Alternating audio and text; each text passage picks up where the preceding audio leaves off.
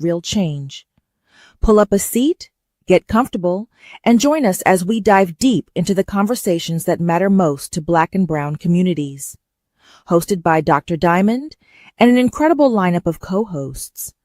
On the Couch brings you raw, insightful, and empowering discussions, from mental health and wellness to entrepreneurship, life insurance, healthcare, and everything in between.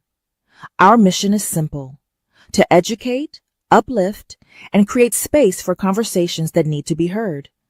Whether you're here for practical advice, motivation, or just a dose of inspiration, you've come to the right place.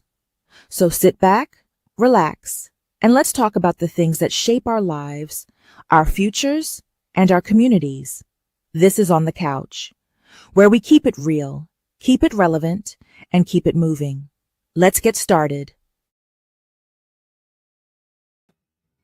Good morning, everyone. It is Saturday, 6/27/2026.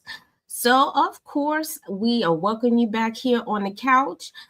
Today, we are going to have a special guest on who happens to be my brother, and he's waiting in the wings right now in the studio. So, we're going to be talking about what he has a campaign that about anti-bullying, but then there's other things that he does as well.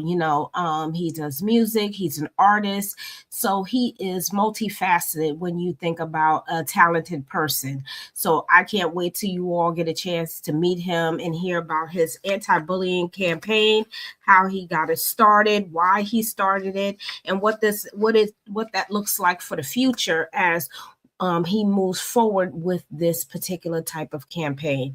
I know as kids, even as adults, a lot of us are have been or have experienced bullying, right? And then you think about, how do I handle that? What do I do? We had a lot of people that have actually harmed themselves because of the way people treat them. So again, we're going to talk about that, and I'll get into the mental health part of that. What do you do when you're in that situation? He's also going to talk about what do you do when you get in that situation as well. So again, as always, we always talk about the political things that are going on or what the current events. As far as my co-hosts, they should be on shortly as well, because they are always doing multiple things like we always do as we come on and talk about the community things that we do. So we'll probably hear from Toya and Mark shortly. Anika actually had to work, so she won't be with us today. And as far as Dean had a meeting to go to also this morning. So, as you can see, everybody is busy. So our topic today, voice, style, and strength. This is what we'll be talking about. And again, I did post my brother's bio on the Facebook page, but I'm actually going to bring him on so then we can have this conversation. You all will get an opportunity to meet him. His name is Rashiem Johnson, and we know him as Rocky, but you all can call him Rashiem, and he is going to drop some knowledge for us today, and I am going to bring him on. All right, so good morning, brother. How are you? Hey, what's going on? Can you see me? Yes, I can see you. It's glare going this way. Yes, we can see you. It's a little dark. It's a little dark, but yeah, I can see you. I can sit the opposite way. So yes, if you would like to. Yeah. Yes, and then we'll be able to see you better. Mm-hmm. Oh, I like the shirt, so everybody, when we get a chance to, he'll talk about how he came up with this design of his shirt and everything and his campaign. So as you're getting settled. How about that? That's much better. I can see you better. Yes. Much better. So how about you introduce yourself to my listeners here on the couch, and thank you for joining us today on the couch. Again, it is my pleasure to have you on and you having the opportunity to speak about your campaign and the things that you're doing out in the community. I know that you've been on other podcasts and, other platforms speaking about this. So it is, I am so grateful that you had the time today to actually do this. You know, it was short notice, everyone. I just happened to, we talked to each other and I asked him, you know, can you be on the show? He said, yeah, absolutely. So, you know, I thank you for that. So, you know, if you can introduce yourself to everyone. Well, my birth name is Rashiem, right? I have two alter egos, Rocky and Rock Cigar, right? And Yes. it's basically 3 in 1. So, you know, and then I have Rock and Roll Rock. That's the music. That's the music. See now, the no bullying, we all grew into no bullying and bullying, right? Mm-hmm. From the 70s, you've been born in the 70s, 80s, it don't matter what time period you was born in, we always had to deal with bullies in some form of fashion. Now, my thing is prevention before cure, right? So to prevent bullying, send your kids to karate school or boxing or something like that. When the other kids find out this, they's not gonna have no problems. So as a parent, we got to understand that all our kids are susceptible to it. Okay? So don't be naive and think your child is not being a part of it, a victim of it, or knowing somebody that has been bullied or being a bully. You understand? Because maybe y'all don't talk on that level. But to be on the safe side, just enroll him in some type of jujitsu or some boxing or some type of self-defense, and the kids don't get the message. Okay. So this is what you're saying, like, you know, to protect yourself. Yeah, and there's nothing wrong with that, you know, learning how to protect yourself when you are running into this situation of somebody bullying you. And you're right. Elementary school, I think, is where you experience a lot. But you know what's crazy too? During a couple of my a few studies that I've had, a lot of bullying sometimes is within the family first. Sometimes that happens within the family first. Then you have to figure out, as the person growing up with other siblings, how you going to get through that, because you could be bullied by your own siblings. Now, you and I, we never been through, I haven't been through that with you. You never done that to me. I haven't done it to you, and we haven't done it to any other siblings that we have. And mind you, it's a lot of us. It's 11 of us. My dad had. We all know how to fight. See, it's like this, right? We're natural fighters, like, you know what I'm saying? And it's like guys that I grew up in the hood with, the Polo Grounds in Brooklyn and stuff, places that I lived and places that I hung around and things like that. They got the message immediately that I'm a natural fighter and my family fighters. We all fight. And so when the guys that I used to hang around, they used to get bullied sometimes. And I used to, by my other, and I had to tell them, you gotta fight back, you gotta learn. So I had to put the boxing gloves on them and like, yo, come on, let me show you how to do this, how to work their hands. Because, you know, when we were smaller, when we was younger, we used to go to different projects and different boroughs and just ask for the toughest kid and fight them and things like that. Then we got into the boxing gloves when we got like in our teens, like 19, 20 and stuff like that. But before that, when we was like 13, 12, 13 and stuff like that, we would go to different projects and just tell them, go get the toughest kid or whatever, and around this age, that age, and we'd just fight them and things like that. And so as we got older, the bullying was there as a witness. Like we'd see bullying and stuff and be like, yo, why don't you stop bullying? Why don't you, like, you know, be a bully type thing. And so, and looking as I'm looking online, I'm seeing a lot of bullying and what happens to bullies. Because I would say one interview that the bullies are taking over the graveyard, not the gangsters. The gangsters is like ending up in jail, killing the bullies, or just like people that are just not tolerating it no more. We seeing more bullying now because the internet, but we all know about it. And so when we say, yo, no bullying, and they like that coming from me and my friends because we've been through so much. You know, the other day I was looking at my risk assessment paper. This is it right here, right? Mm-hmm. In 2013, they labeled me a domestic terrorist. Oh, wow. Yes. This is see, it goes, I can like basically break it down to you like the violence, the risk of it. This is low. This is low Mm-hmm. because people know. They understand. It's like when you do so much on the streets, it's like yo, don't play with them. So that's why this bar is saying risk of felony violence low, because people got the message. You understand? But the history is they have this is the history right here where it say high. You see? And so they see these is low, more than likely, this, that, and the third, and social gathering and stuff like that. This is how you read these right here. So it's like I'm not a troublemaker, but Right. I handle my business, right? You have to sometimes. We get it. Yeah, Good morning. so it's like you know, growing up in a ghetto, you're gonna be faced with a lot of challenges and obstacles, and if your parents don't tell you how to Navigate. Uh-oh. Yeah. Yes, navigate. Uh-oh, we just lost him. Something happened. He'll come back. So hey Toya, how are you? Thank you for joining.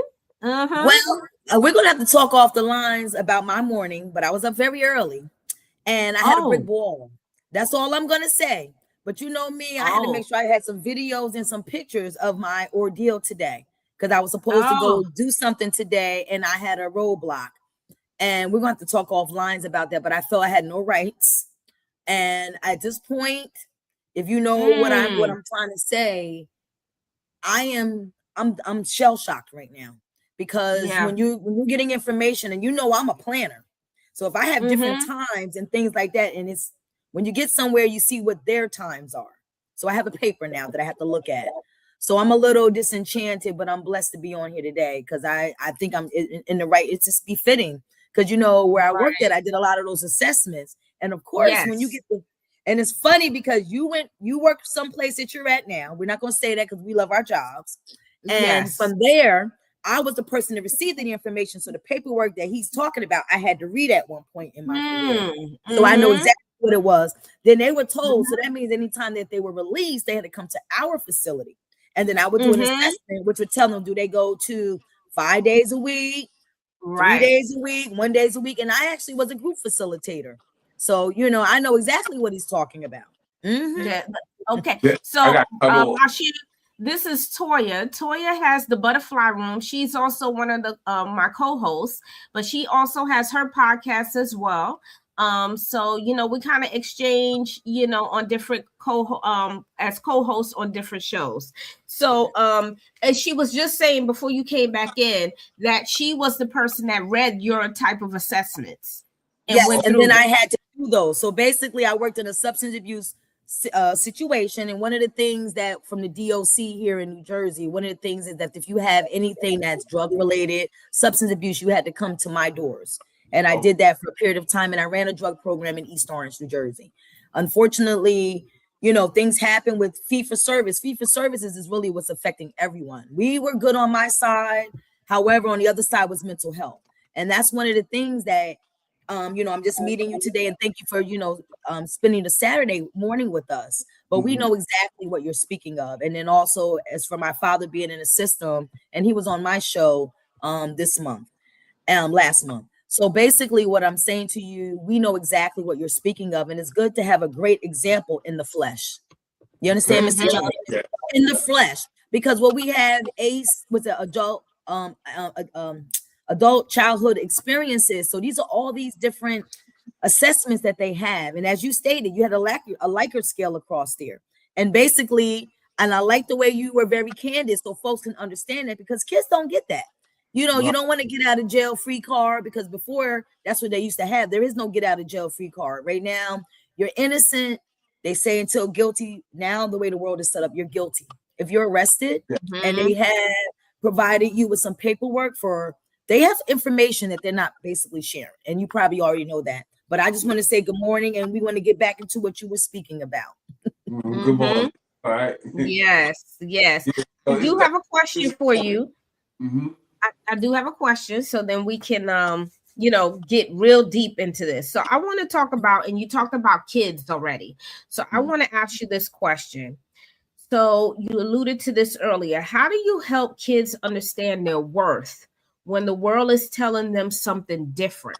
So we are in a world now, when you think about the climate is a bullying climate right now. If you think about who's in office, how he's bullying us as all of us, but then our kids are watching this. So what would you say about that, Rashiem, about what can we do for our kids about their worthiness, because we need to help them with that? What would you say about that? Information is like this, right? When I was raising your nephew, right? I said, listen, I'm gonna teach you first. Let me go back first, right? We have 3 stages, right? The Americans have 3 stages. The Indians have 4, right? They have infant, adolescent, adult, and elder. In America, it's conventional. It's pre-conventional, conventional, and it's post-conventional, right? From 0 to 7, your parents are supposed to teach them morals, values, standards, principle standards, double standards, things and life skills. This is your uncle. This is the role of your uncle. This is your aunt. This is your brother. This is your sister. This is your family, right? And because when we're born, we're like a house, and your parents and your family put furniture in your house. Right? Okay, so you're a visual person. I'm following you. I'm visual. They put good description. I'm visual. So thank you, because what happens is that's why we have an issue with perspective. Because remember, if you're a realist, then you're going on what you see in front of you. So thank you for giving that. You're making it not biased, based non-biased. You're just doing. You're in a house. Thank you, sir. Right. Okay. Right. I'm a house. My parents put furniture in the house. My grandmother, my grandfather, my friends, things like that, right? Now, as we get older, we say, this couch is too old. I'm gonna get a new couch, this and that. This is our thought processing system. So now, from 7 to 14, this is when we get our morals and stuff in check. Because we're dealing with friends, they might smoke, this, that. All my friends smoked when I was coming up, and I take the joint or whatever and pass it to the other friend. I wouldn't smoke. I had my own mind. So I was the last one. I don't smoke or nothing like that, but I was the last person to do anything but fight. You understand? So that's what I wanted to do, was box and things like that. So as my son grew, when he got to his post-conventional, that's from 14 on up, right? So teaching them and putting the furniture in the house. Said, listen, go out there and make your mistakes, and we'll talk about it when you get ready. You see? So I would let him get into things, and because my friends and everybody in the streets told him, listen, your pops, you ain't getting no drugs so much, you ain't getting this, you ain't getting that, we ain't getting in trouble with him. So he had, hearing a lot of stories, he wanted to come up. I said, no, you have your own nickname, you get your own lane, things like that. So I'm giving him information. He's into boxing because he wanted to be a fighter. He said, Dad, I don't get into no fight because they know. I said, that's the whole purpose. Nobody's going to bully you. Nobody's going to try to take advantage of you. They know, they see the boxing gloves in your bag. They know what's up. So those tools and those furnitures that I put in his house as he was coming up, now what he's doing, he's going to, he's a case manager and stuff like that. Parole, he has interview with the head of parole. He go to court, and the courts release kids to him from 14 to 24. He's 26 right now. And this is the house I built. You see? Tell his mom, like, listen, I'm the first parent. He came out of my body first and into yours. I got him. Don't worry about it. I got her. You know, because she was the police. So she was doing what she had to do and stuff like that. And he was just in my hands. So I was like, I got you. What I'm going to do is I'm going to teach you how to be a teenager while you're a kid. And then when you turn a teenager, I'm going to teach you how to be a man. So when you go into manhood, you're going to already have the knowledge and the tools and everything that you need. And he loved his life, you know. See, he wasn't traded for nothing in the world. Like, he's like, and he tells me all the time, like, yo, if it wasn't for you, I don't know where I would be. So these conventional lifestyles that I put into him, as well as the Indians, because you know we're Trinidadians, so he has the best of both worlds. So I teach him the American way of thinking, and I teach him the Indian way of thinking, and it's combined. And so now he has his own thought processing system that's more on a positive note than anything. Like, he has his own little business, putting TVs up and things like that, and you know, he trained kids, and that's just he's you know, world ready. You have to give your information that they would need for this world, because this world is a cold world. So you have to get them prepared for it. So my thing is with the kids is give them information. You know, read the Bible to them. Have them read the Bible, and you got to put the Bible into what's going on now, because it's the same thing. What's in the Bible is going on right now. And once they understand that and they see it, it's like, you don't have to be religious. This is a book, and this is the guidelines of life. So we're going to teach you the guidelines of life within this, and you're going to see the comparison. Because he said, yo, it's 15 of us. The 15 of y'all is finding out who match with who. So y'all gonna break off as y'all get older. Y'all gonna break off into little groups. It's gonna be 2 or 3 of y'all here. It's gonna be 4 here. It's gonna be 1 over here. Y'all seeing who y'all fit with the best. This is why these little gangs and these big numbers there when they small. And as they get older, they break off into little sub. They just all know each other and be cool. Well, clicks, rather. Once they understand that, now you have their attention. Whereas, yo, how did you know that? Like, when I tell them that and they start going on, they say, yo, it happened just like how you said. And so now they're going to be coming to you for information. Don't no information on them. Let them come to you for questions. And you just have the proper answer. You don't talk down to them, and you understand that they're people too. They're just younger than you. They're a virgin of you. So, you know, my thing is information. Thank you. I mean, that is a great way to describe you know, that house foundation. And I always talk about a house, but I like the way you said it. The way that you said that was, you're going to receive this furniture. And I never looked at it from that perspective. When I but see, I look at it like that. Clear. I'm happy now because I talk like that. I said, because whenever I'm working with folks with developmental disabilities and mental illness, and we go with an 8th grade education, 7th and 8th grade, because sometimes we don't know what's going to happen if a person has a breakdown or there is significant drug use or something like that. And I work with folks who had traumatic brain injuries, TBIs. And I remember, not to, you know, go off on a tangent, but when a person said to me, she said, my son won't put the table over. He should know, pick up his plate from the table. I said, ma'am, your son was hit in the head with a bat. He has a brain injury. Your son is your son. However, he's different. So what I'm trying to get, you have a brain injury. You had a TBI. Yeah, I got hit with a bat right here when I was. Oh my gosh! But you understand?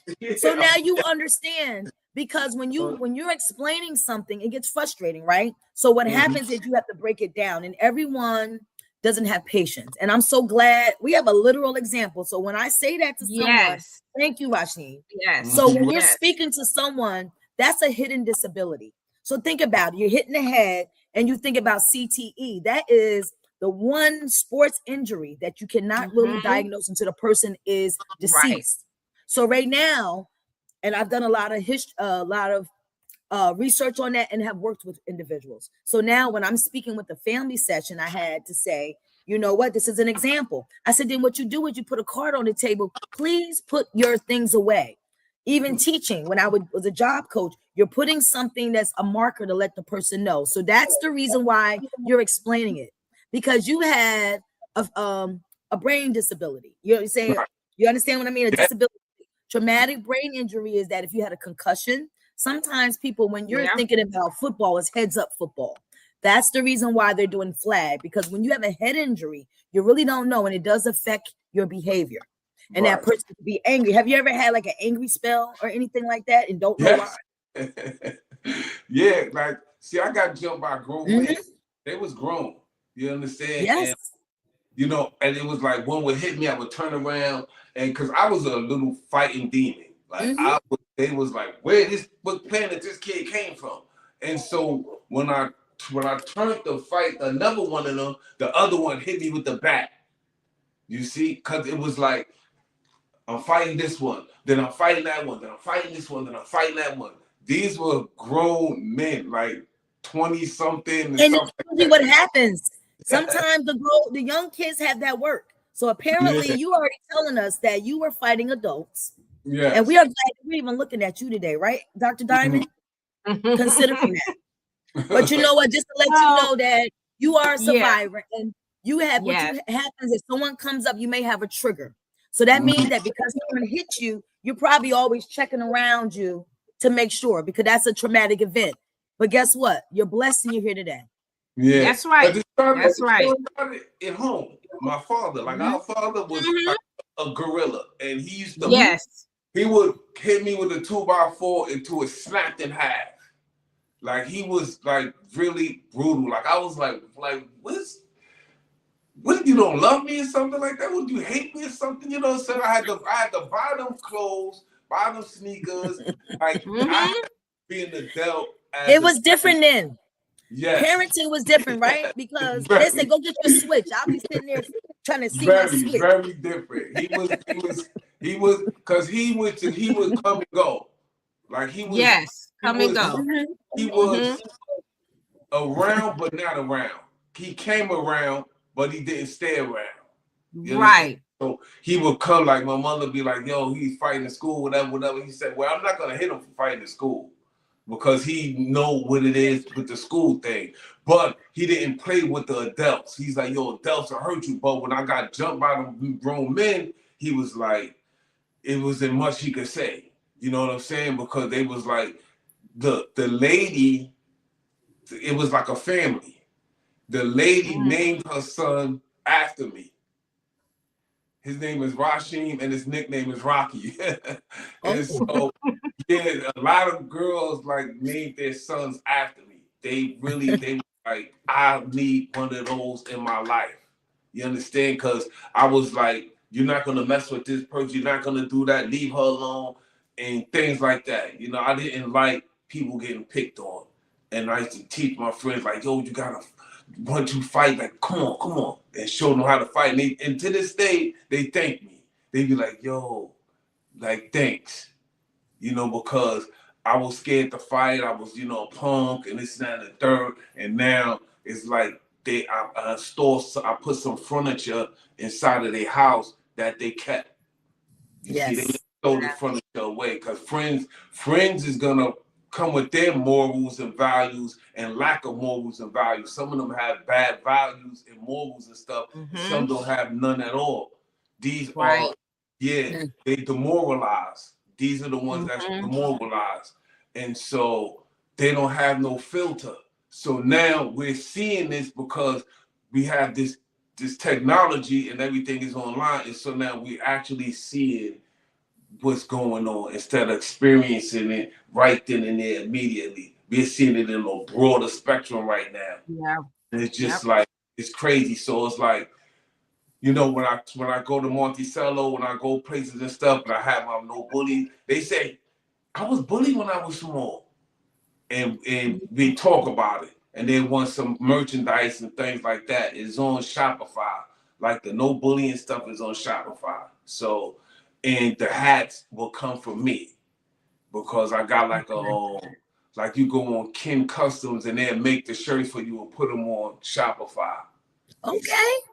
But and that's you're helping entrepreneurs. That's not nice. I have a question. If Rashiem, now I'm listening to you and I like that because technically what you're doing is mentoring. That's what I'm hearing.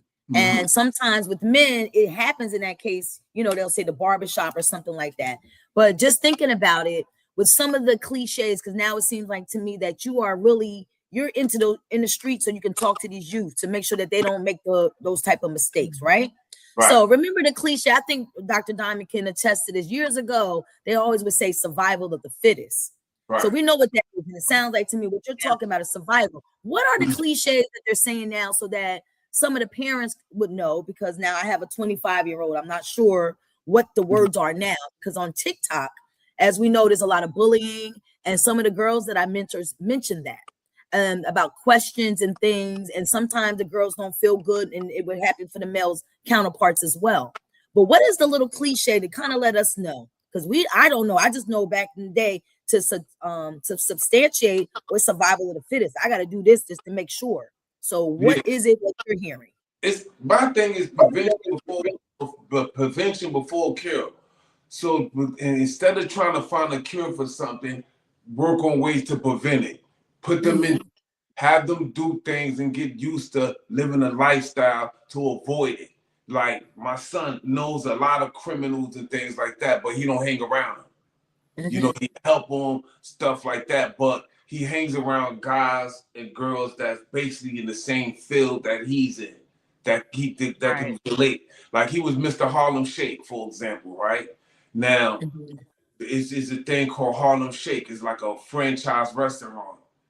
And he like won some competition that they had, and he be in their parades. He got a picture in all the stores they had. It's a whole bunch of things that they had. So he's around people like that. He deal with his coach kids, and he deals with troubled teens and things like that. And so to prevent him from getting into stuff, he don't hang around it. Okay. So you have to have them get, like I told him, I said, listen, when you go around that old block you always want to be around, you're going to feel out of place. So you got to keep them away from the crap long enough for when they do go back around it, they feel out of place. And then once you put that seed in them and they go around, they don't have to wonder why it feels funny now. You already gave them the information and told them, listen, you keep them away from it. You have them you put them into certain things, like I said, boxing or some type of karate, something like that, or you find their talents, you watch them. You know, I used to just, when he was like 2 or 3, I used to just put him down and I used to just follow him and see where he would walk and see what he would do. I would just follow him and see his personality and see what type of things he's like doing. You see? So I kept him with me. Like they would say, Rock, you kept him with you. Like, you know what I'm saying? I used to be like, yeah. And once you keep them with you and they notice certain things, they're going to trust you. And see, kids are naturally attached to their mom because we're in the mother's stomach for 9 months and we're attached to them. You see? Right. And the father, they got to learn the father and things like that. Like, oh, like, this is my dad. Yeah, internet. And that's basically, but that's a good thing that this is his son, right? Yes, this is his son. And this is good that he's not hearing anything because I gave that because that means he's not connected because there's different wording that I'm hearing. So that means that he's away from it because parents need to stay educated with that Googling and finding out the jargon because sometimes it's hiding in plain sight. I remember one day we were sitting there playing cards and watching on YouTube. It was a cartoon, but the cartoon said, "Oh, I'm so depressed. I'm such and such and such." But we weren't paying attention. I said, "Well, wait a minute. These kids are watching the kids running around, but why is it not a child's voice? Why doesn't the words match?" And that was when my radar went off.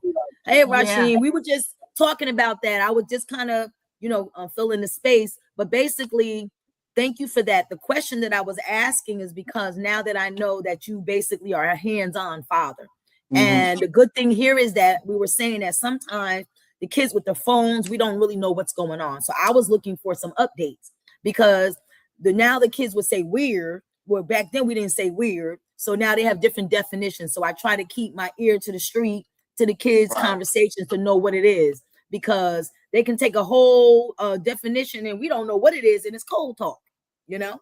They got a language, right? They literally has a language we do not. It's like alien talk. Like I was watching on YouTube. They were little. They were like 5 and 6 and 7. They was. You know how like we have pig Latin and stuff like that. The old way. They got one that it's like wow. It blew my mind, and they could be talking about you right in your face, and you won't even know. You see, so like everything revolves. Like we did the same thing. What we can't do is forget that we were young. Exactly. Once we touch that, and we just like we're grown, and our kids are grown. Like girls, I see girls, right? They'll be walking, and they keep pulling the kid. Come on, I tell the girl, I said, listen, your stride is like 12 to 14 inches, maybe even 2 feet. Their little feet can't stretch us. And when I told her, first she was looking at me like, mind your business, right? But when I had the way I delivered it, it calmed her down. And she said, you know what? You're right. I said, yeah, the kid can't take your one step is like 4 a steps. W. Got a W. Yeah. Yes. Father, this and that and this, or her father, it's just something. And I said, listen, don't take it out on the kid, you know. And they actually we become good friends, you know. And it's like we would switch numbers, and they would call me for advice and things like that. And it would start off though with like, mind your business. This ain't, you know what I'm saying? But you know what, Rocky, what you did was you stopped a bullying right there. You stopped the mother from bullying the child when you did that. So, you know, and when I say it happens a lot in childhood, people don't associate that. But what you just did was, and you took a risk too. With a black woman too at that. Yes, because you interjected. You took She could have called somebody on the phone. Yes. Yeah, because you know, I tell them, I said, you know, you could catch a case. I said, listen, women are women's worst enemy. Like your friends don't like you. You know, you got friends around the block that they call ACS on you, and they, you know, some people don't like. Yeah, they will. You know, the bullying, because you got different forms of bullying, and then you got different classes. Like you have cyberbullying, right? Yes. That people. They like one time Raleigh was arguing on playing the game and arguing with somebody. They shut his game down. Like, you know, because they was talking crazy. So he said, yo, Dad, you know, I had to beg him, yo, can you please put my game back on and this and that and the third. So you have different forms and different levels of it. And like you were saying earlier, it starts in the house. And that's starts from the parents, the brothers, the sisters, and now when kids don't have no other siblings, they're just the only kid, they don't know how to react to certain things because they didn't have no practice in the house. So it's like, thank you for that. Like Raleigh's uncle, right? His mother raised him. You know, you go in the house, you see the baseball pitchers. They had them in baseball, they had them in this, they had them in that, but that's not keeping the bullies off your back. They have to see, yo, he got boxing gloves in his bag. Yo, he got a karate suit in his bag. They start telling each other. I said, Rod, you don't have to tell nobody. Just open your bag and let one person see the gloves. And the rest of them is gonna the whole school is gonna know within 2 weeks. And he comes and he say, Dad, you know, when I come down the hall, they go Rod, and they step to the side of this guy. He's amazed. And I said, People don't be doing this. Parents, it's simple stuff, and yes. I thank you for opening the door. So Dr. Diamond, I think what you wanted to hear possibly that, because it starts at home, and I think that you know, for people who are from the South, I can just say that, and you think about what slavery was and the struggle. I know Dr. Diamond has spoken about that. When you erase what we've been through, the struggle, you don't understand. So basically, you're sharing your son's struggle, right? So he shouldn't be faced with that at school, because when we let our kids go to school, we want them to be safe, right? That's right. And my safety issues started at school. You understand what I mean? The safety issues, and then once you have that, and then you can't talk to someone, trust. But he know his father's there for him, regardless of it. Even though you, like you said, the mother is the primary, the one that the baby's like. However, there's trust when you know that you got your ride or die daddy rocking with him. And now you're doing that, because this is what folks need to hear. Once you have one good fight, people will leave you alone, they say. But why does it have to get to one good fight? You understand? So now you're giving some tools, because you know that he's a fighter. Do you understand? So now he's not being bullied, because you know he's a fighter. So now you're going to go on to, he's target A. We're going to go over to target B now, right? We don't know if that person's a fighter. You know what? So-and-so did something. We'll leave that person. Go on to the next one. So what I tell when I'm doing groups, and you said negative behaviors, people, places, and things, you know, in recovery, that's what it is. Negative people, places, and things. That should apply to your whole life. You understand? I'm a visual person. That is a mantra. So that doesn't matter. You don't necessarily have to be in substance abuse, incarcerated, whatever. It's a basic thing. Negative people, places, and things. If I applied that virtue to my life, that statement to my life, do you know things would be different? Because you just gave us some tools. Anyone that's going to listen to the playback is going to know that negative people. You just gave an example on a child level. So apply that. So what I speak of in my butterfly room is applied learning. What's happening is my part is for healing. I had to heal. Dr. Diamond had to heal. You had to heal literally from an injury. And that was something. And what age were you when this happened? So did anyone listen to the playback? What 12. Age were when you 12? You got hit with a bat. Yes. Yeah. Okay. And these were grown people fighting you. Grown at 12 years old. Right. Yeah. So what was just basically a seed of negativity could have been placed in you. Do you understand? That's really what this message is. I see right now. I can see it clearly, because you're here to make sure that your village, around your family and anyone, and by you having that old way, that's what the big mamas, papas in the neighborhood did before they had other things going on. And that was the Black community. And we need to get back to those basics.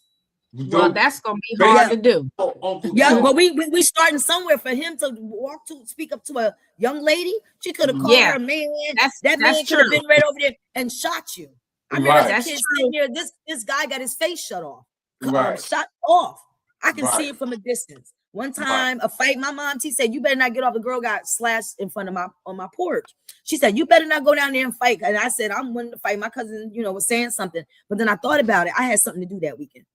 You know what I'm saying? So when you think about it, I could have made a decision. You understand? But then there was times when there were fights. But just think about that. These children are faced with something. They don't want to lose what they have as adults. You don't want to lose what you have. But when they're kids, and thank you for sharing, at 12 years old.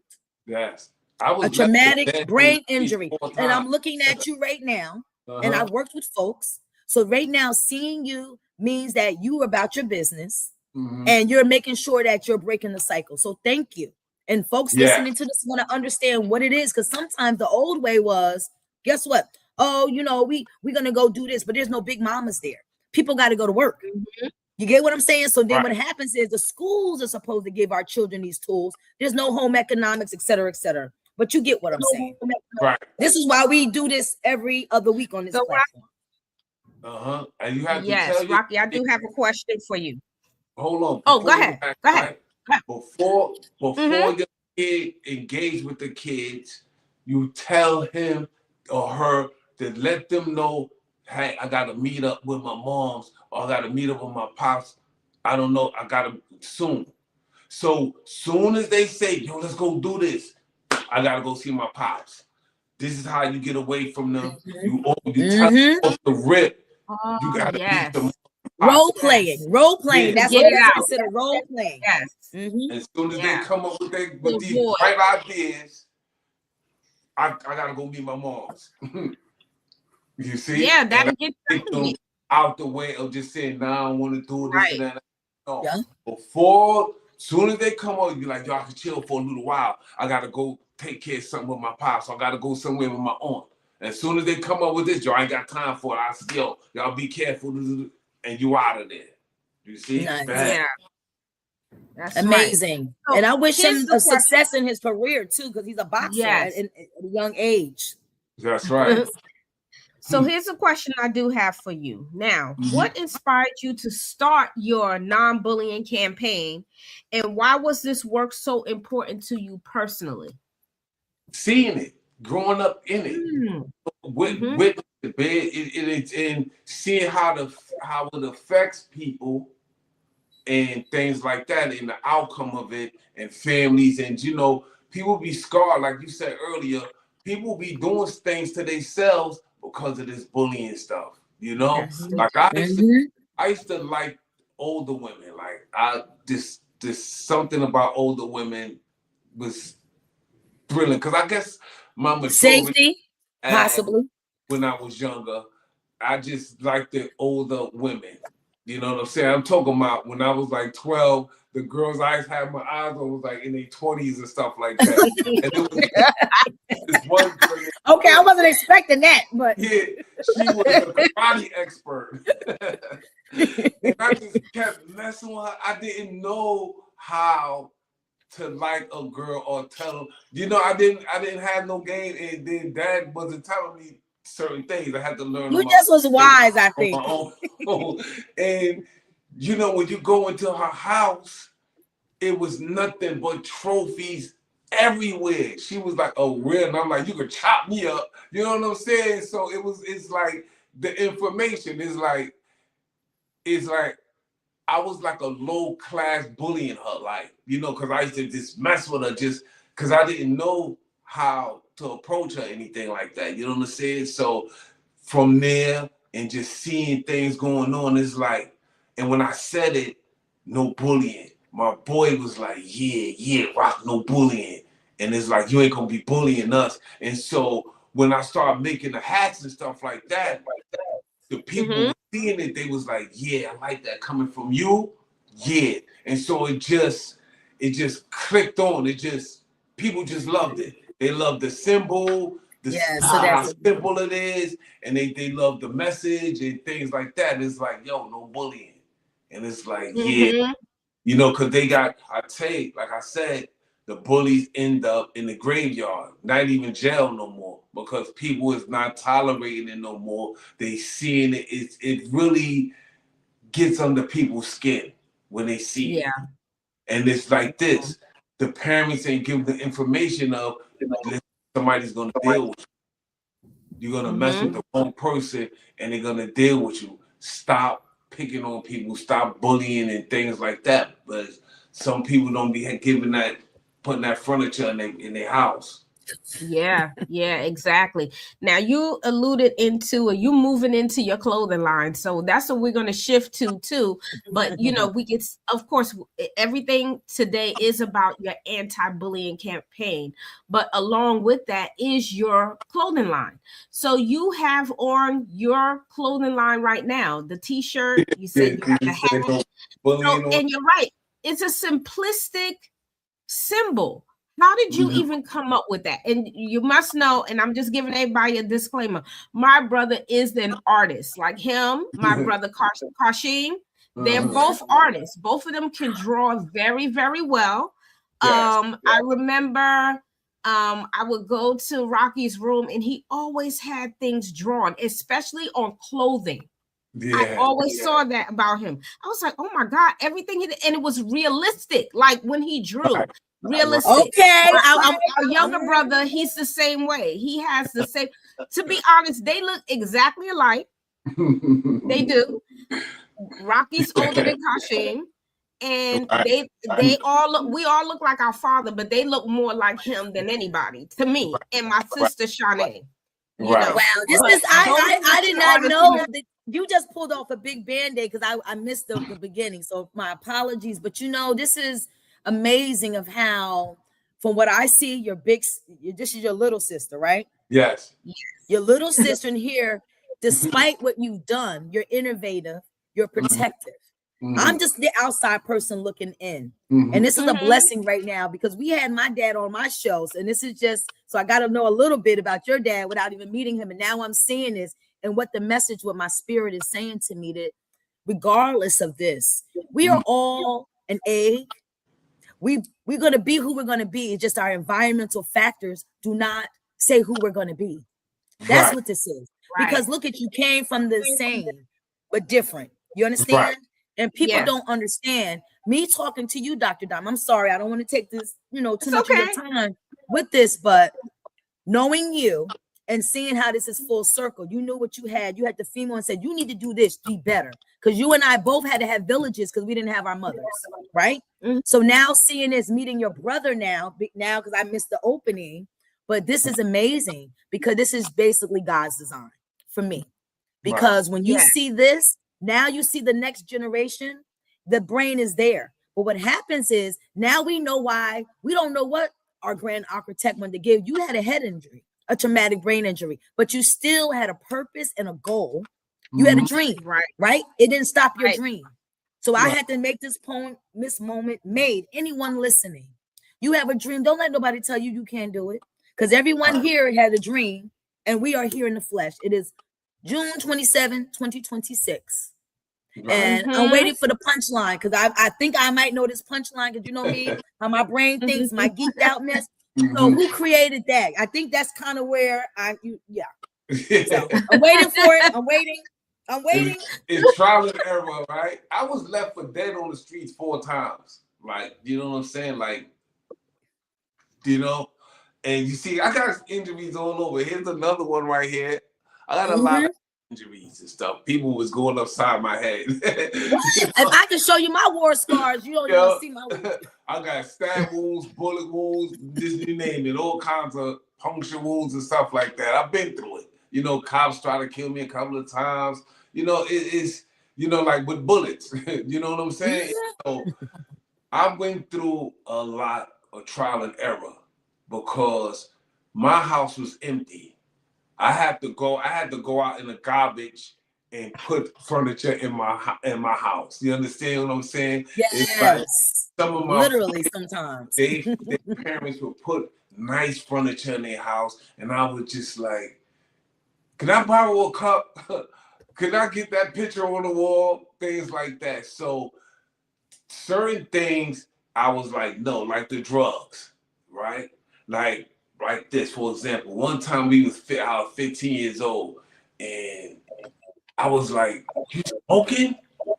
Like, you too young to smoke." And he was like, "You going to Rikers Island? Like, you doing all this?" You know what I'm saying? So it's certain things that I didn't know I was doing that was bad. You know what I'm saying? So like, it was like, you don't want to smoke, you don't want to drink, but you doing crime. You know what I'm saying? It's like, so I don't get it. And I was like, this is the way we supposed to live, but you're too young to be smoking and stuff like that. And they got on hard drugs. Like they started using dope and stuff like that. They was like, and I was like, and so I had my own way of thinking coming up. And so the little bit of stuff that my pops did tell me about, he would put furniture, he would put things in my house. Yes, he did.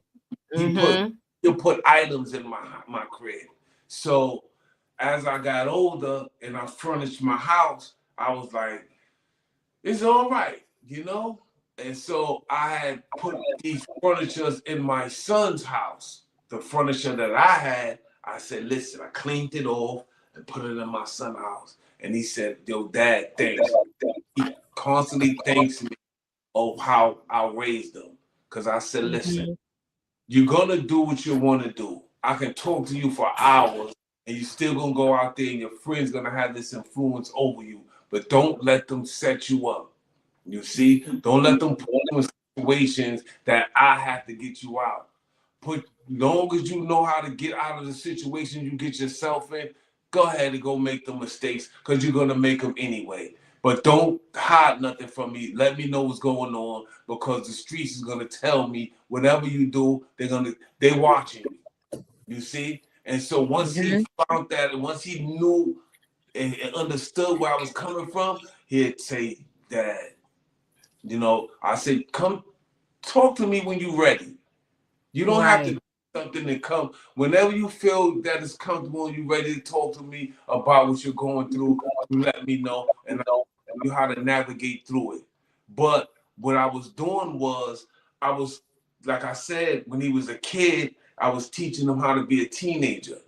And when he was a teenager, I was teaching him things, how to be a man. So when you go into adulthood, you'll already have these tools. And you're going to have your own train of thought and your own thought processing system, whereas you're going to want to do things your way. You see? Yes. And so I allowed that. I didn't force nothing on him. You see, I let him make his mistakes and everything. Long as you didn't make no serious mistakes that'll cost you your life and things like that, is okay. Because even if you have to get extremely violent with somebody, in most cases, some kids don't have that tool of parents, or one parent or two parents, that let them know, listen, what you're doing is wrong. What you're into is not a healthy lifestyle. And some people don't have that. They don't have no filters. They grew up really hard. I mean, like, how we all got them cousins that just grew up super hard, or either, of course, everybody does. That grew up hard, and your cousins had more stable house than you had. My mom's was like one of them free women that just let us do what we wanted to do. She couldn't control us or have us, like I said, my pops would just come around and do the discipline thing and leave. You know what? And that's a very good point. I just want to jump in here because I know what time, I don't know what time we're ending, but I want to get this point. Everything that you said here is what we deal with in the psychology world. Basically, everyone has their own personality, and what may work for a person A, B, C may not be that. So basically, you gave an example. The only time that we can see the correct sample is if they usually say three. You have the eldest, middle, and the youngest child. That's usually what they'll say in the genogram. And of course, your genogram is what it is. But you just gave some tools to the listeners that do not assume that every child that you raise needs the same type of parenting. You understand? So you are older than us, but from your experience with having a father, and there's different mothers, what you were able to do. So you fixed it. Where some people, as they say, if you abuse, some people become a victim or an abuser.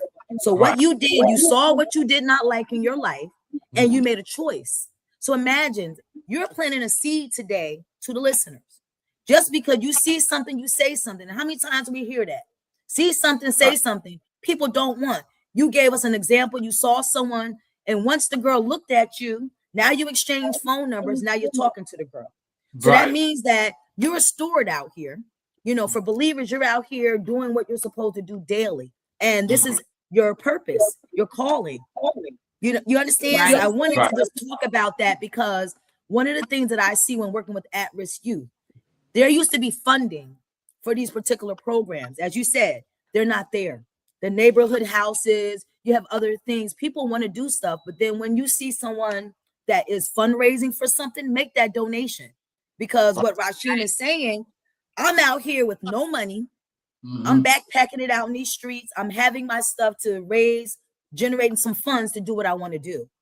So for anyone here, he has his information, reach out to him, because if you're with the no bullying, then let's do something about it. Because I see folks that complain, but be the change, do something. So thank you, because you gave us, honestly, Dr. Diamond, from the beginning to the end, this is what I'm hearing. You saw something, You wanted to make a change about it. Now you're correcting your generation. But what happens sometimes, there are people out there that we have seen in the legal system, right, Dr. Diamond? Why are these people so angry? You are on the other side of the coin. And we thank you, because it could have went anywhere. At 12 years old, that could have made you a mean person. I remember getting hurt, and I don't want to talk about myself. I got pushed off of a swing in second grade and broke my arm by a bully. Right. And that's okay. You understand what I'm saying? So all those things change out. I'm good today, but you go through stuff. So only thing it's saying is that there's light at the end of the tunnel for anyone listening. Right. And what you were saying was that it's better to treat people according to their personalities instead of yours or somebody else's. All your kids, if you got 4 kids, they all 4 of them have different personalities from the zodiac side and what they see. We all interpret life different, and we come up with our own thought processing system, and that's what you have to raise them according to that. And that's basically what we're saying, and that's a good thing. So I'm gonna piggyback off of that. Rocky is right. Now you see, you calling him Rashiem, I call him Rocky. I grew up with him Rocky. That's I'm finding out. Sorry. We're on the same person. Same person. I'm gonna go back to what he said about our father. One thing he did do, even if he took us out individually, he did drop jewels on us individually. And then he seemed to bring together the core group, right? Now, not saying that he excluded our other brothers and sisters, but he happened to bring the core group together. That was me, Tamika. He had vision already. Yes, Shanae, Rashiem, and Rocky, right? The 5 of us became really, really tight. I also have my older sister. I see why already. Now, you know what? I used to bring them down. I said like this, right? My father was on 118th and 5th. They was on 117th in Lexington, right? Right. So we had moved to the Polo Grounds, right? Because we was on 117th in Madison. And I had to tell my sister, "You want to go see your father?" Because I couldn't just bring them to their crib, because my father he just had a different way of thinking. So I would say, "You want to go see your father?" Yeah. And I would take them from the Polo Grounds and take them to him and say, "Here's your daughter." So he and I know he's going to be like, you act like me. I'm the same way, Dr. Dom. I get everybody. I do the same thing. And from there, I would say they want to go see their brothers and sisters. He was like, "Yeah." You know, he was really mean. He's a mean dude. You know what I'm saying? He was a mean dude. Yes, he was mean. So he's the opposite of my dad. And you see, my dad. Yes. So your dad was opposite. Yes. My dad will whoop your butt, but not like that. Yeah, because he would just slap me. Just, "Pop, did I tell you?" Mean. So I didn't care.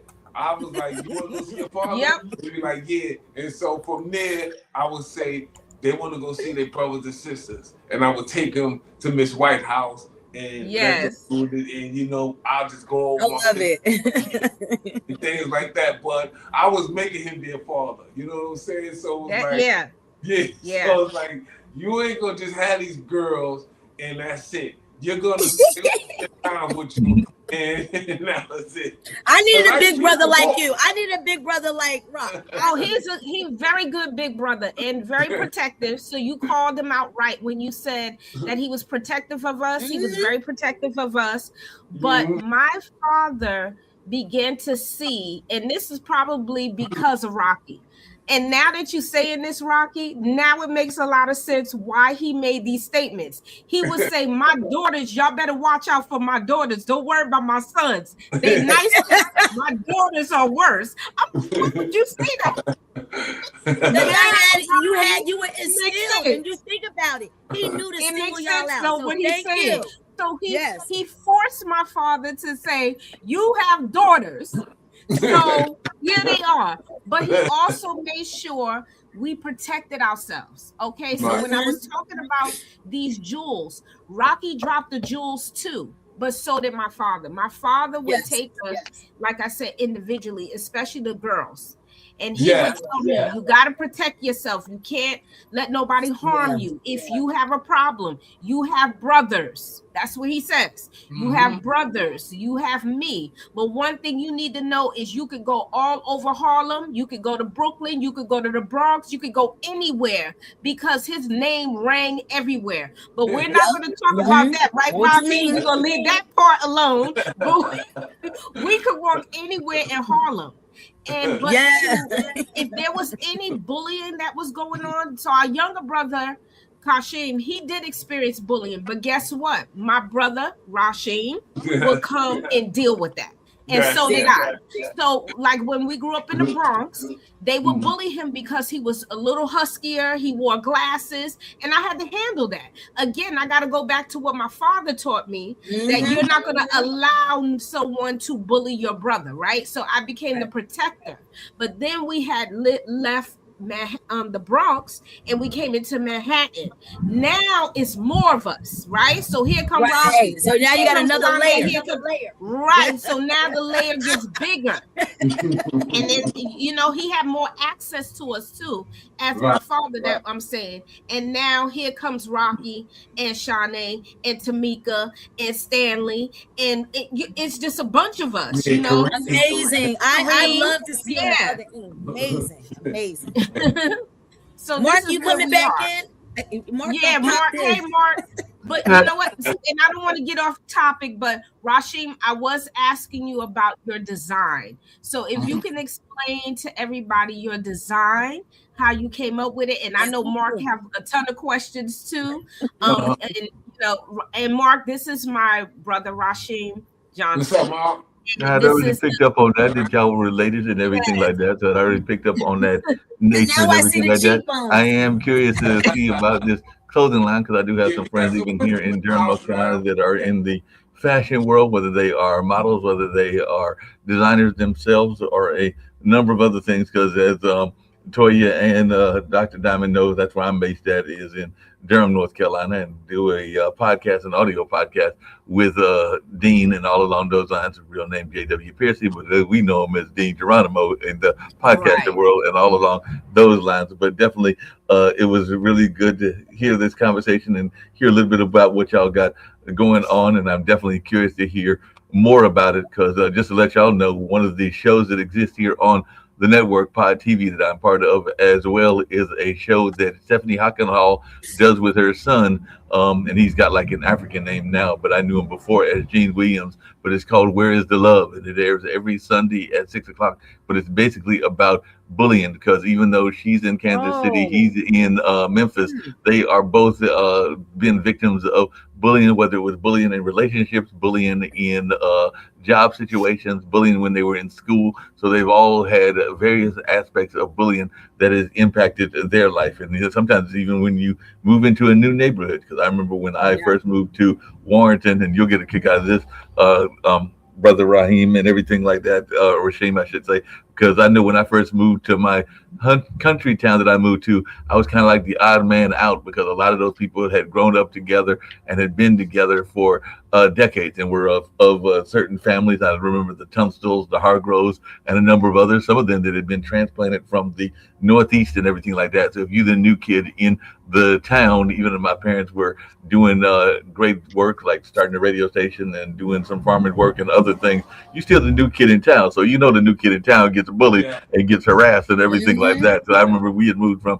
Greensboro to Warrenton, and a lot of these folks had city backgrounds, being from like New York, and some of them even coming in and having family in Harlem and DC and places like that. So of course they were going to tease the new kid, whether it was me or my younger brother who's 7 years younger than I am. So again, when we were kids moving in that town, I want to say that I got there in the 6th grade. So I was probably, let's say 6 plus, you're usually about 11 or 12 at that time, and Malika was probably about 5, and I'm now in my 60s. But I still remember those bullying aspects still, but I am friends with some of those folks that might have even been bullying me at that time and everything like that. But it's just interesting reflecting even on bullying, and we'll have to get you on that show, Where is the Love, at some point as well, because that's what they're totally about, is anti-bullying. They talk about the narcissism Stephanie does, as does her son Gene, and everything, but they talk about everything from narcissism to a number of other ways that you can even recognize the bullies that are in your life and that you can deal with them.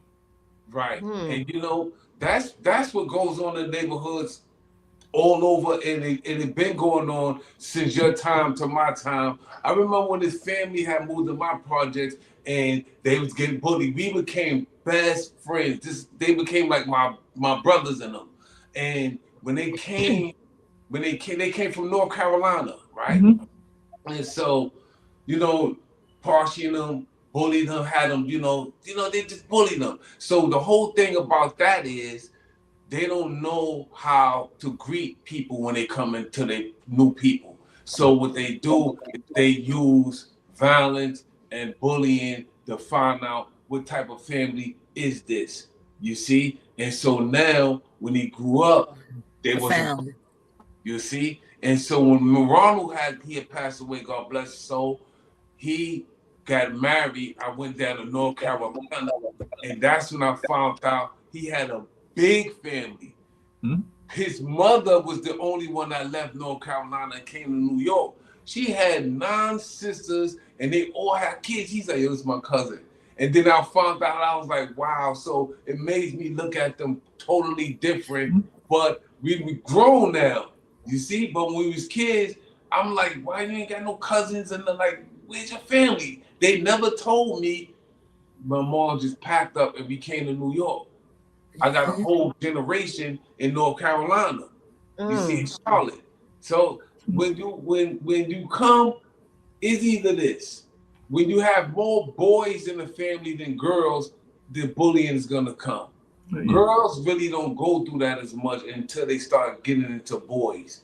And girls be like, oh, he messing with the guy that I like, and it comes with that. But dudes is a little different with the gangs and everything like that. See, in your time, a little bit before your time, I say maybe 10 years before your time, it was more girl gang members than men. Mm-hmm. Yeah, wow. Yeah, if you look at some of those movies, it was more female gang members than men. And then when the men came through, like that's when the Black Spades came and stuff like that, and then the Crips and the Bloods and stuff that came like in the 70s. But like in the 60s, like in the early the late 50s and stuff like that, the women were the gang members.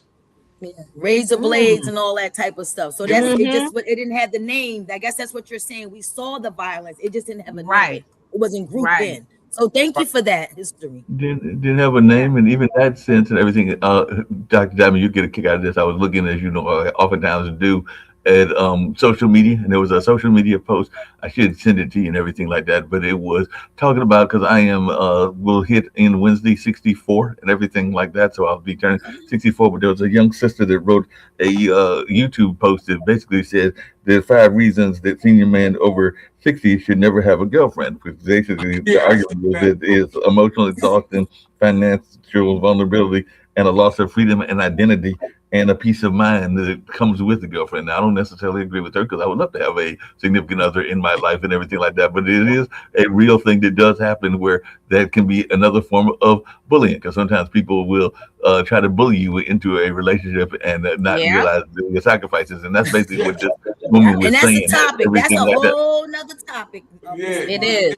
Like I said, it's different forms of bullying, and then you have different classes. Like some are just, some are more extreme than others, but it's different forms, and that's definitely one of the forms is forcing people into relationships that they're ready to lead. That's why when they wreck the car, they do some property damage and things like that. That's bullying.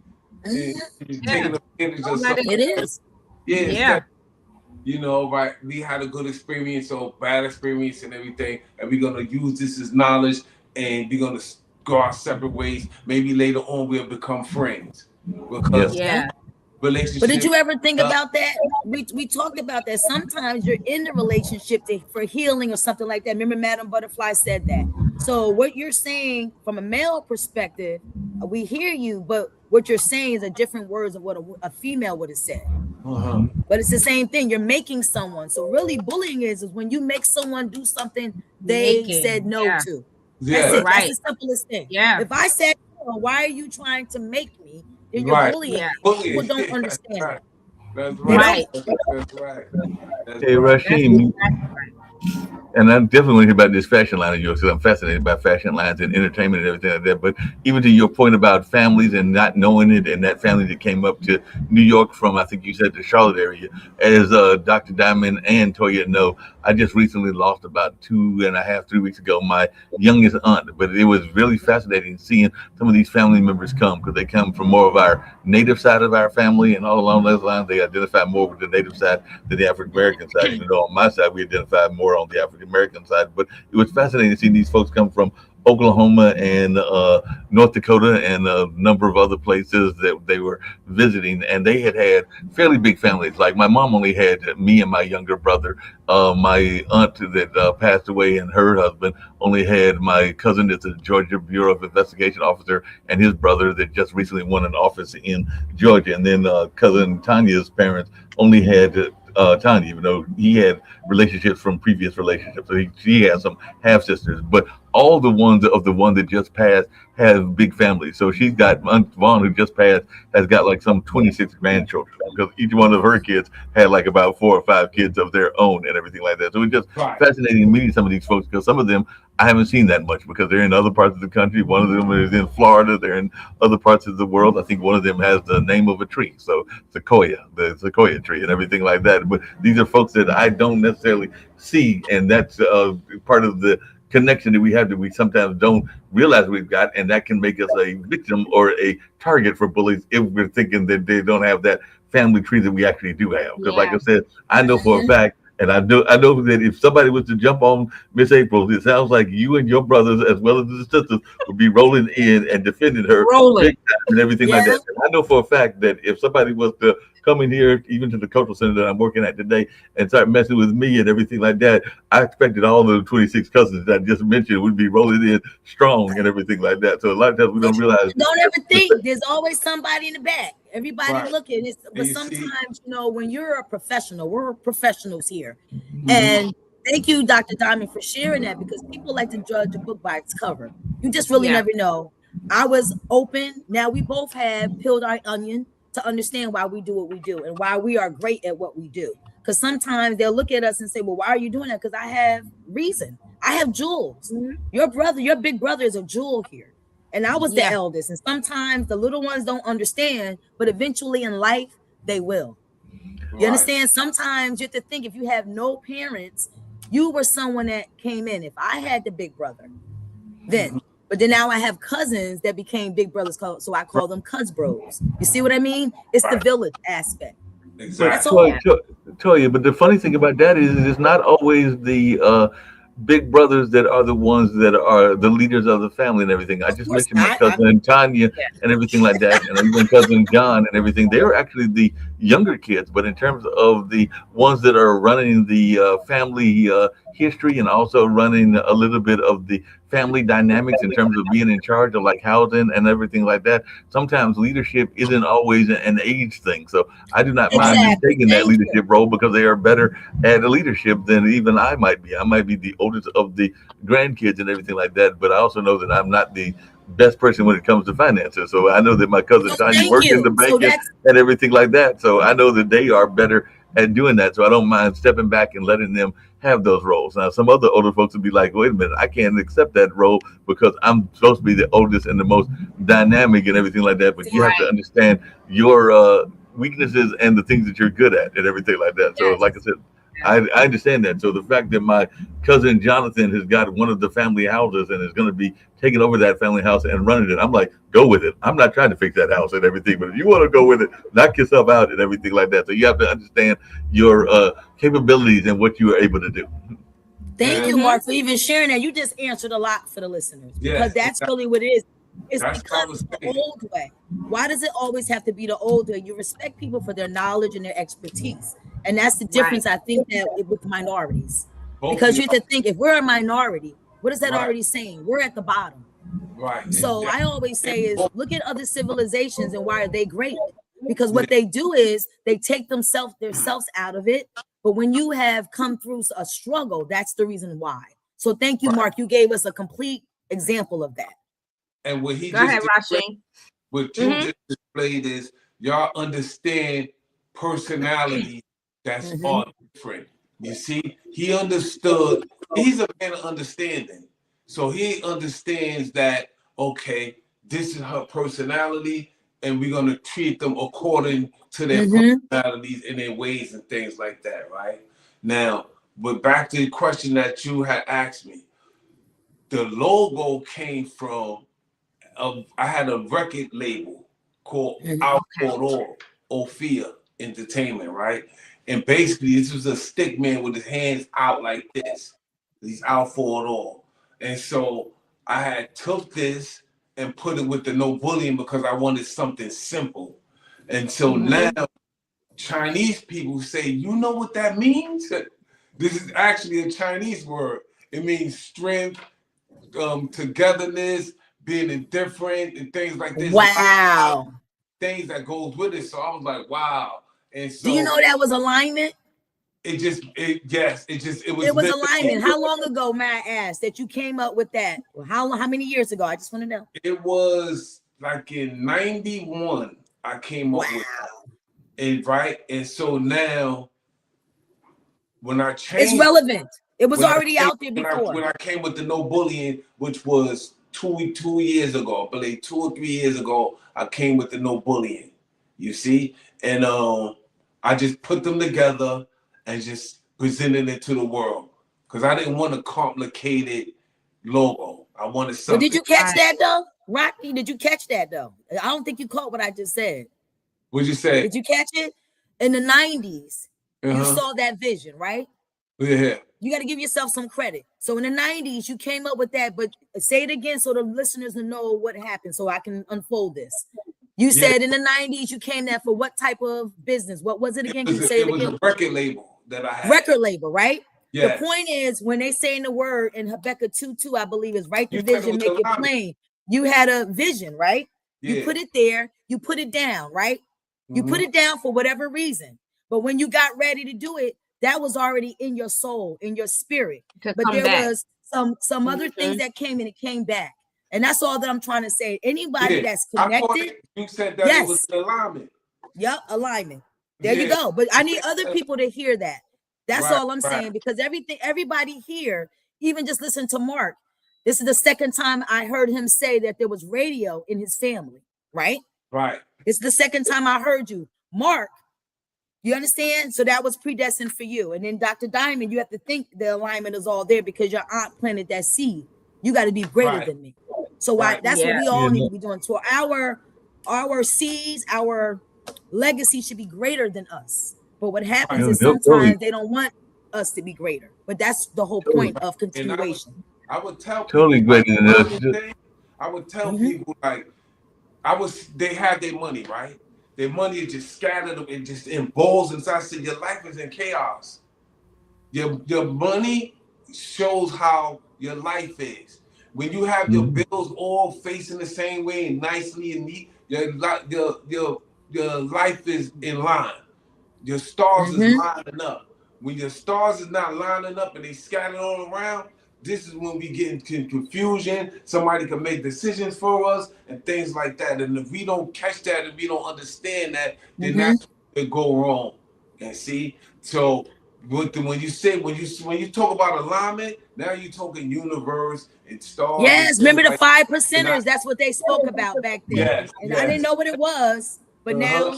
And I fully understand where you're coming from. And so when you see a person, how their money is, you'll know that if their life is in chaos or is it organized and they taking their time and things like that. It just, you tell from their money. Yeah, no doubt. All that's alignment. Yeah, alignment is very important. And Rashiem, just along those same lines and in that same space and everything, that's one of the things that I sometimes get frustrated about, because sometimes people will try to get you on their mission, and their mission isn't always your mission. So they're trying to get you to fall into their plans. I'm sure that you've run across that in New York and other places where people are trying to get you to live their vision, and it's not necessarily your vision. I mean, you can support your friends, you can support people and everything like that, but you also got to make sure that it is in alignment with your bigger vision. And just to what Toya was talking about, and just to let you know, because you don't know me, that April and Toya do, and they've gotten to know me over a period of about a year or two, and all along those lines. But my parents actually, when you think of radio stations and everything like that, and we just lost a pioneer in radio and television and all along those lines. And I'll give him a shout out in a minute and everything like that. But most radio stations that are in our community, as y'all know, are associated with universities like Howard, like Fitz, like St. Aug, Shaw, even North Carolina Central University, and stuff like that. There are very few radio stations that exist now, and definitely that existed back in 1976 when my parents started their radio station that lasted for about 10 or 12 years and everything like that. But they actually started a radio station that was community based that had nothing to do with the colleges because they wanted to be able to address issues in that community. In rural North Carolina, they wanted to talk about what was going on environmentally, what was going on with the farmers, what was going on with Black pride and Black power and Black businesses and a number of other things, and even what was going on in our prison systems. Because I remember we used to get letters regularly from Caledonia and some of the prisons that are in North Carolina because it was a jazz radio station that also had blues. One of the first hip hop shows in the area called Let's Rap, which was young people doing rap music. So they were rap DJs, even though they were, excuse me, teenagers and all along those lines. So they had one of the few community radio stations that wasn't college associated, and it ran for 12 years, and then they went on to their own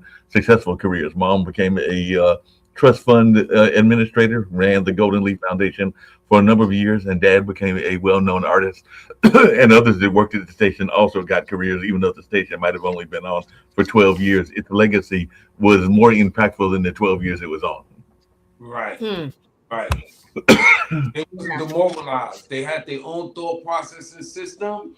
They thought outside the box, and they understood that they had to step out of that controlled environment. You talk this way, to do this, you do that, do that. They didn't want that furniture that they was trying to put in their house.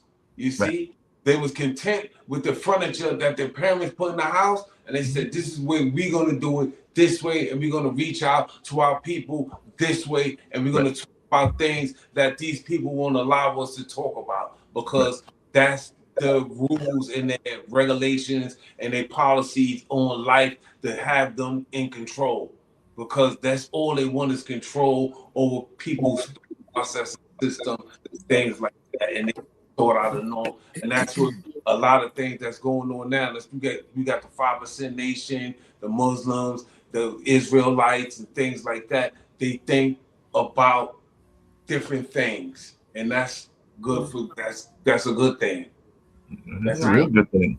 Hey, Dr. Diamond, just really quickly, and I just want to mention his name because I had the pleasure of meeting him briefly because he did a movie that actually dealt with the whole notion of the drug plague that was going on, and a lot of people don't realize that that's what White Girl was about and everything. So Tony Brown of Tony Brown's Journal just recently passed away and everything like that. He died at the age of 93, but he was a true pioneer in journalism. I think he was a dean at Hampton and maybe even at Howard. I got to look that up, but I know he definitely was in the journalism schools in that environment. And of course, many people of a certain age will remember Tony Brown's Journal because he was bringing in all kinds of major acts and talking about politics on a regular basis back in the 70s and the 80s. And like I said, White Girl was actually shot on the campus of North Carolina Central University.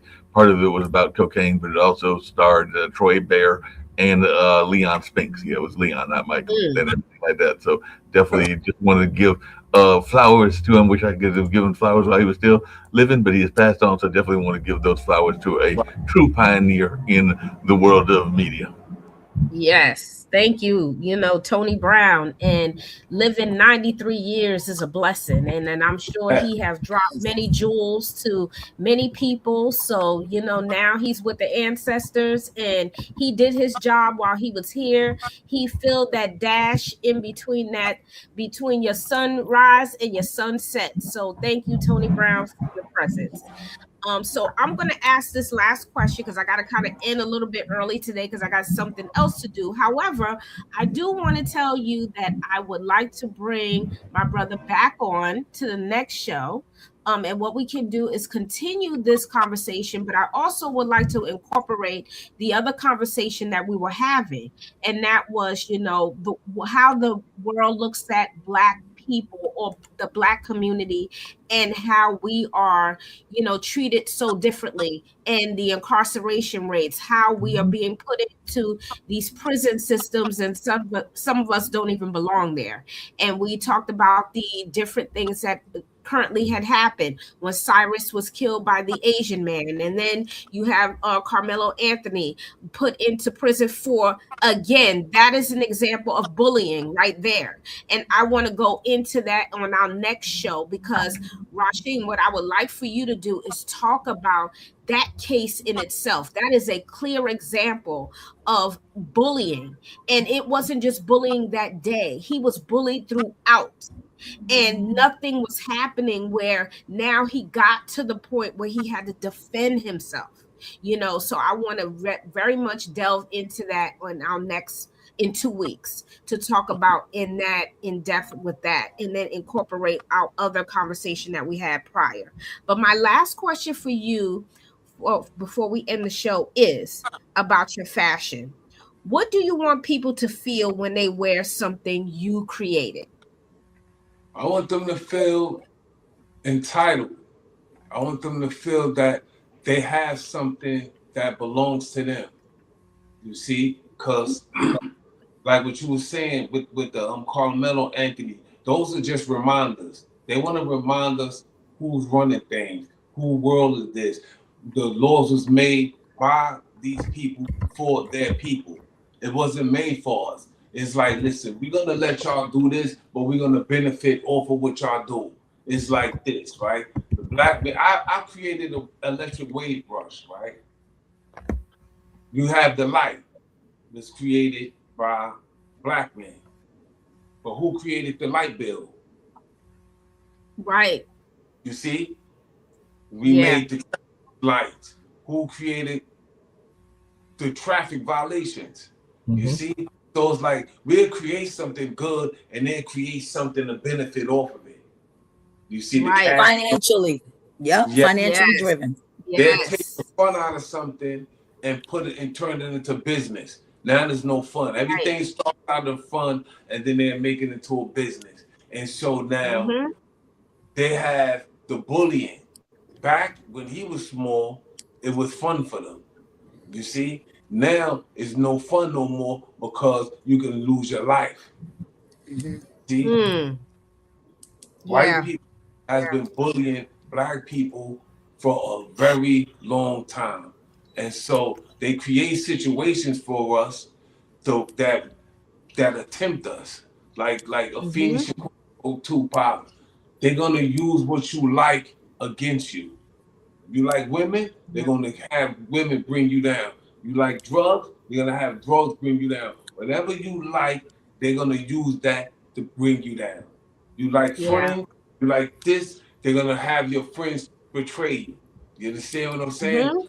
So to get off and on that subject is that it's all about control and maintaining the power that they have. Show us that, listen, no matter how much money you make, how famous you make, how famous you get, we still run things, and it's still our world. You see, we're gonna take this man's oil, and we're gonna keep it, and we're gonna raise the gas and oil prices just to let y'all know who's running things. You see, now we put a puppet inside what was it? Venezuela. Venezuela, Okay, we're gonna put our worker in there so we can have control of this. The one world thing that they're serious about that. You see, and it's about conquering places one at a time. So they're gonna stay on their bully. They're never gonna get off of it because it's like this.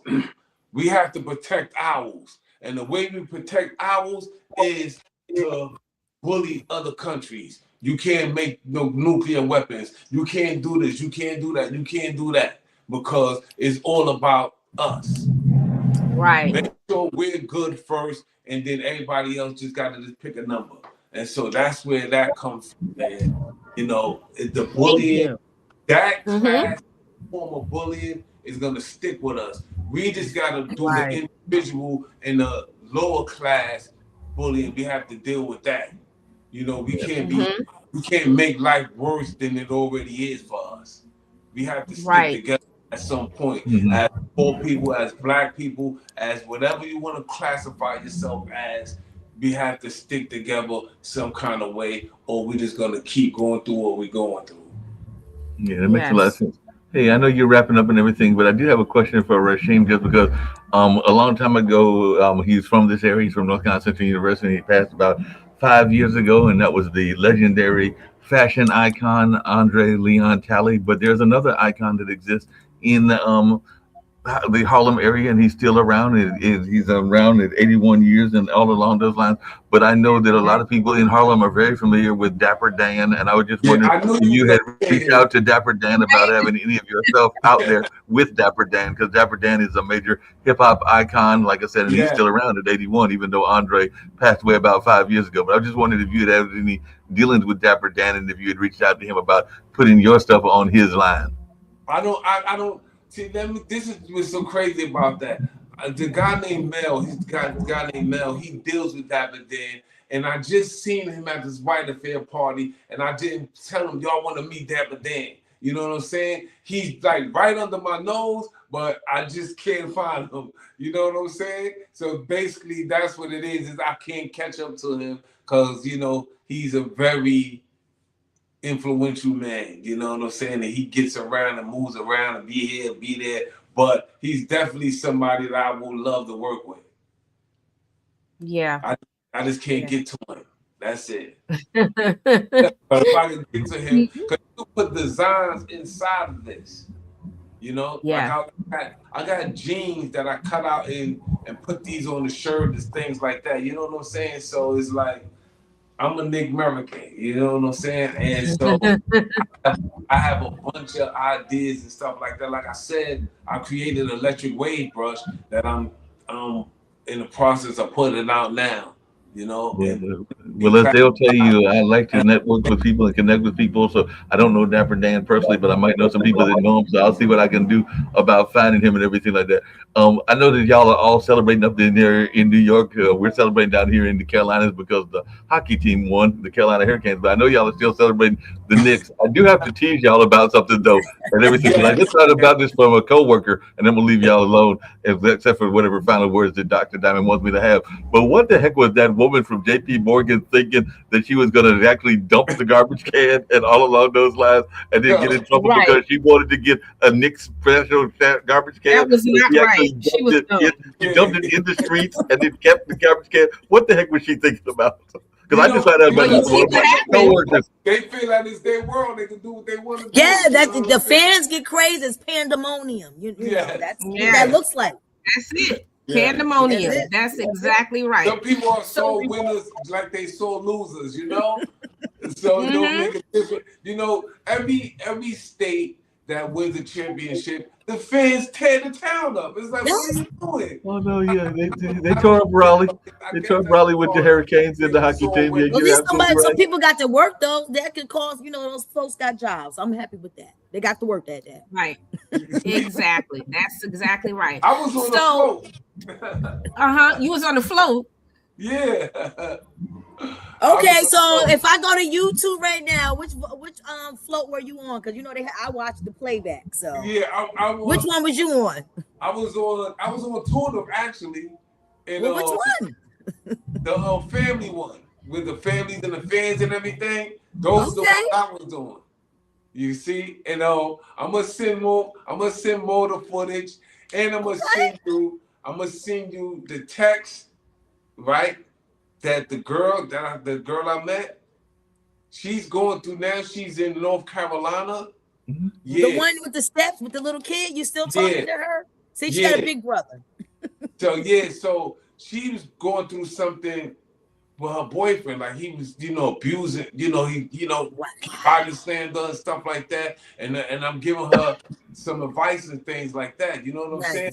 Like, y'all carry. I said, yeah, but if it's not on you, it's no good. You know what I'm saying? Mm-hmm. And so I'm gonna screenshot the conversation and I'm gonna send it to Mo so you can show so she can see. But that's how I met the girl with the kid. Mm-hmm. Yeah, God's design. There it is. She need a big brother because now look at that. If she's being bullied and you're anti-bully, there you are. You're doing your steward. Keep doing that. Grassroots.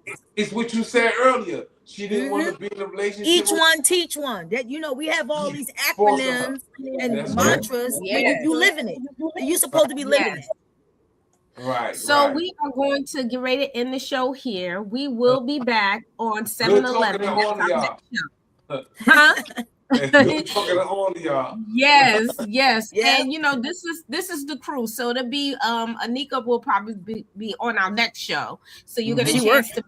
And you already know John, so John will be on the show too. So it is a panel of us. So when we come back, we will be resuming the same conversation about anti-bullying, and then we're going to incorporate the topic we had, before this show. So I want to merge those two together. But anyway, before we end the show, this is what we do, Rocky. We always walk away or at least drop some jewels to our On the Couch listeners. So I'm going to go around, and as I call your name, you're going to give your last quotes, last thoughts, whatever you would like to say to the audience. Basically, the takeaway. What was your takeaway from this conversation today, and what you would like for our listeners to hear? So first person I'm going to start with is Toya. Toya, what is your takeaway for today? Well, thank you again for allowing me to have this time. And when I tell you again, as we stated, alignment, today was an example of alignment. We have an entrepreneur, we have a grassroots mentor, big brother, who's still doing what he needs to do. And from what I heard today, this is a survivor story that basically had a purpose that we didn't even know. So as we stated before, sometimes life is going to be uncomfortable. You're going to be stretched. Most of the time when we're stretched and we're facing an obstacle is because there's a greater purpose. You understand? You have to know who you are. And now with anti-bullying, this is something that was a movement because he was a victim of violence. But instead of Rocky going to be a violent person, he has been saving and planting seeds in everyone that he comes in contact with. So if you are someone and you feel compelled and you have a light, what I can say to anyone here, what we're doing now, we're giving you real live stories and raw. As she said, the conversations that we're going to have, and we hope for anyone listening to the playback, pay attention, because when something happens, as he stated today, it was in the 90s. However, there was a dream, and now he has some backing. And now for him to even share before we close today that he's in contact, that was alignment. He was supposed to meet that girl. He felt he was upset. He did what he's supposed to do. So for anyone here, my takeaway is they say, see something, say something. If it's in your heart and someone's telling you to say something, because look, he just gave you an example. But from there, you're going to learn, because usually your heart will let you know if you should or not. So that's my takeaway for today. So thank you for much for this conversation on anti-bullying. And I can't wait to part 2. Okay. Yes. Mark? A couple of things. One, that is definitely a powerful conversation. Sorry that I came in a little bit late and all along those lines, but we got a lot of things going on. I actually had a group of folks coming from Brunswick, Georgia on yesterday. They were here for a history tour, and from the mouth of babes, you even learn some wisdom from them as well, because I asked them some of the people that inspired them, and I heard names that I would expect, like Harriet Tubman, Tupac Shakur, of course, names like Prince and Michael Jackson and others. But I think one of the kids said the name of Gabriel. I believe that was the name that I heard. And when I did research, it looks like that's a Brazilian hip hop artist of a message and everything like that. So I did not know about this artist until that person told me about the artist, and I did a little bit of research, and I'm pretty sure that that's the name that they reflected on. I hope that I didn't mishear them. And but either way, I learned about a new Brazilian hip hop artist that is all about messages and all along those lines. So sometimes from the mouth of babes, whether it's those folks or some of the Haitians that came by about a week and a half ago, I sometimes learn when I'm doing these history tours that I do here, not just being one that presents, but also learning from the people that I am presenting too, and everything like that. So, Rashiem, it was a pleasure learning and meeting you. I look forward to our conversation on the next episode and all along those lines. I need to put you in touch with a good friend of mine, Mike Anderson. Mike Anderson is a gentleman here that runs a company called Polished Souls. He was actually in the prison system, actually was convicted of a heinous crime. I think it was manslaughter, but he's been out now for a number of years. And this was a crime that he committed when he was living in an area near Fayetteville, North Carolina, if I remember correctly. But now he travels around the globe and around definitely the United States, getting our young people out of gangs and making sure that they don't make the mistake that he made, because he was making that mistake, and he's now out there making a change, even though he definitely did a his life, but he had some mentors. Speaking of mentors, that helped him. Baba Chuck Davis was one of his mentors, and Baba Chuck Davis passed about 8 years ago or 9 years ago. But he was a person that brought African dance and Kwanzaa here to Durham. But he was one of his mentors when he was in prison and all along those lines. But both he and his wife LaWanda do a lot of mentoring and all in that space now. So definitely I would urge folks to go out and do mentoring, be involved in any way that you can.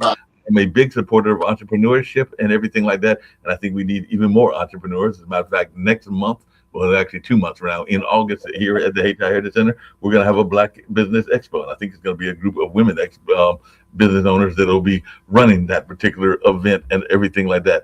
And last but not least, but definitely supportive of entrepreneurship. But last but not least, I don't know about y'all up there, in New York, but it's hot as all get out here in North Carolina and everything like that. So I would urge people to definitely be cautious when you are out and about, because if you're going out, be staying hydrated, being sure that you are not in the hot sun if you don't have to be in the hot sun. If you're going out and getting water and all along those lines, definitely do that. And also if you're hitting the pools, be doing it in a safe way and everything like that, because I know that they're expecting some rain later today and everything like that. But over the last couple of weeks, we've been hitting around the 90s and even pushing near the hundreds. And I know that there are other parts of the world that we get to, even here on your show, Dr. Diamond, that are really been suffering, because France and Europe have been suffering ridiculously and all along those lines. So I would urge people to do everything that you can and take those necessary precautions. Heat stroke is real. I've seen people deal with it and all along those lines. So definitely heat stroke is real.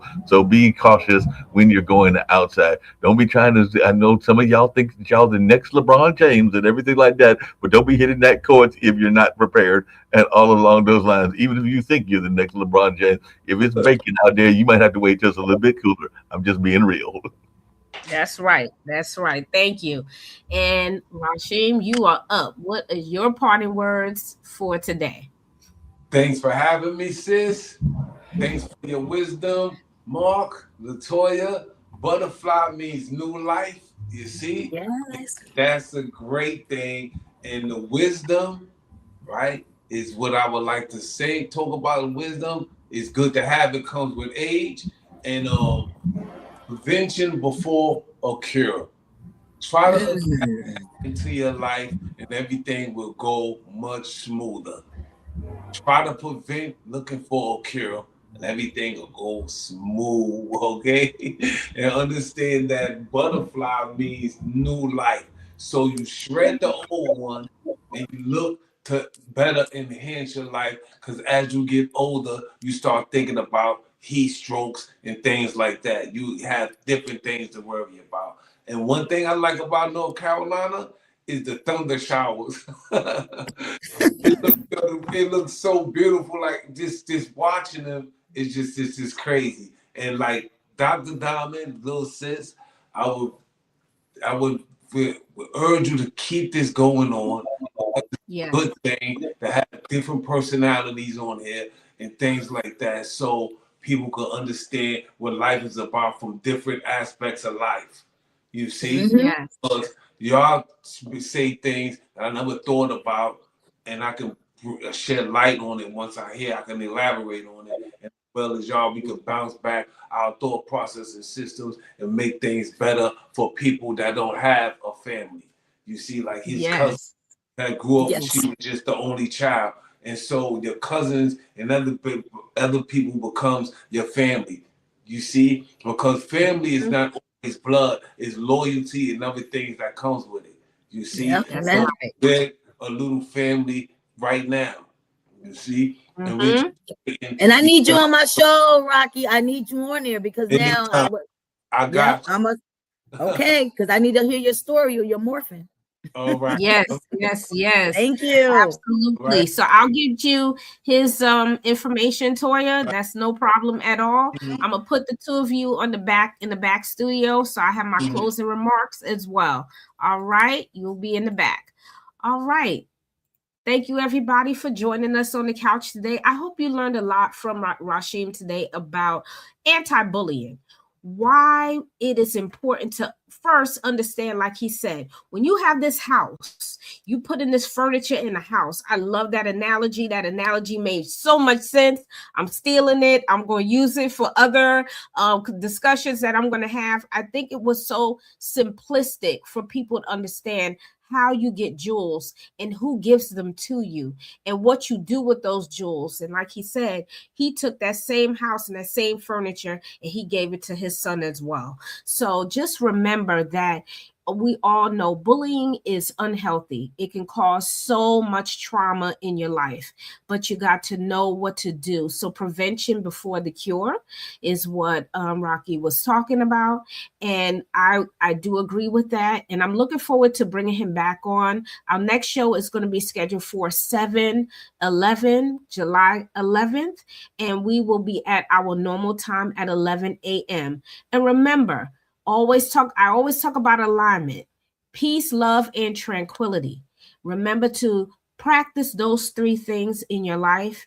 And remember, we are always here on the couch for you. And thank you for joining us today. And you all take care until we see you in 2 weeks. 7/11, you guys, at 11 a.m. And we thank Rashiem Johnson for joining us today. And thanks to my co-host for joining on as well. You all have a wonderful weekend, and we'll see you again in 2 weeks. Take care, everybody. Thanks so much for tuning in to another episode of On the Couch. I hope you enjoyed today's conversation and found it as enlightening and inspiring as I did. Remember, the stories and experiences we share here are just the beginning of a much larger journey. Don't forget to subscribe on YouTube, look for the notification on Facebook, and find us on your favorite podcast platform. Your support helps us keep the conversation going and reach more listeners just like you. Until next time, stay curious, stay kind, and keep the dialogue alive. Peace, love, and tranquility. Take care, and we'll see you on the couch.